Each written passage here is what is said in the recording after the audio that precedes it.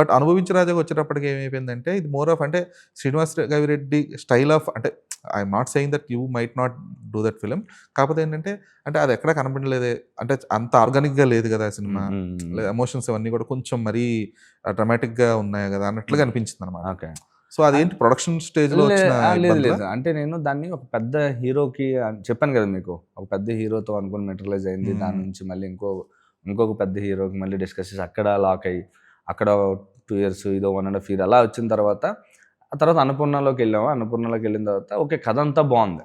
So మనం అంత సుప్రియ గారు ఓపెన్గా ఉంటారు, ఏదన్నా క్లారిటీగా చెప్తారు నాకు గౌరెడ్డి బాగుంది, కథ అంతా చాలా బాగుంది. కాకపోతే ఈ రేంజ్ హీరోని మనం కరెక్ట్ ఎవరిని నేను వెళ్ళి అది వర్కౌట్ అవ్వకపోవచ్చు.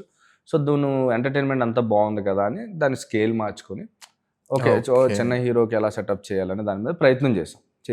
బాగా నమ్మే చేశాను, అదేమి నేనేమి వేరే అంతే అర్థమైంది. బట్ నేను అనుకున్న కమర్షియల్ రేంజ్ సెటప్ రాదు. హలో హాయ్ అండి, అందరికీ నమస్తే. నేను శ్రీనివాస్ గవిరెడ్డి, శుభంలో వెంకటేష్ క్యారెక్టర్ చేశాను. ఈరోజే ఇంటర్వ్యూ కూడా జరిగింది. ఫుల్ ఇంటర్వ్యూ మీరు ఫిల్మీ పాకెట్స్ ఒరిజినల్స్ యూట్యూబ్ ఛానల్లో చూడొచ్చు. So please watch it.